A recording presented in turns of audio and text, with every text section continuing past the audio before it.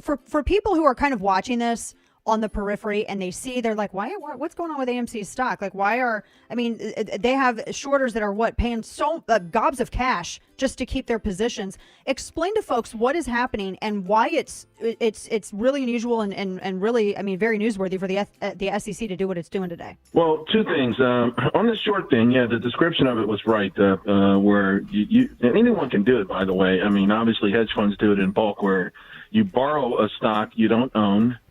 And usually the firm you borrow it from will have it in someone else's account. Like if you open an account with a firm and you tell them to hold on to your stock, you may not know it, but they can lend that stock out. Mm-hmm. So the problem, though, is with this with this sort of backdrop is that some of these firms are lending out the same stock over and over again.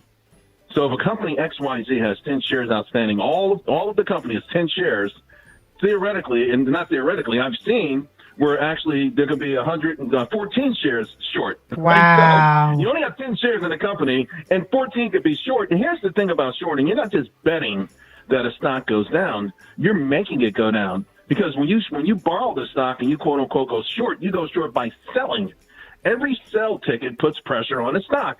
If you keep shorting and keep selling and keep borrowing, you keep pressing and pressing and pressing. You can press the stock down to the point, if there's not strong enough, people holding the stock, okay, you started shorting the stock at 20, and then it gets to 19, and some people will say, at 19, I'm going to sell. Then you've got people selling along with you selling, and then you get it to 18, more sellers join in, right? You create this sort of cascading effect, and that's why for a long time the shorts, particularly with these thinly traded stocks or companies that people have given up on, they've had just a free hand at it. They could just destroy these companies without anything, without anyone stopping them, without anyone saying anything. And again, the real critical part here is that the same stock is shorted over and over and over again. That obviously is unfair. That's obviously, not right, and it's illegal. There's another thing, naked shorting. It's illegal, and still it happens, and it particularly happens with these large institutions. Yeah, and that's a very good point to make. We're talking with my friend Charles Payne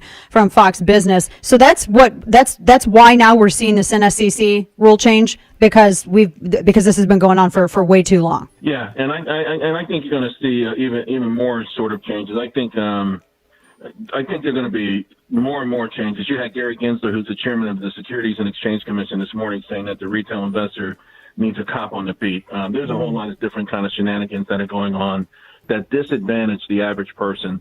And, they say, well, what are you complaining about? You get to trade the market with no commissions. Well, nobody does anything for free. That should be your first red flag.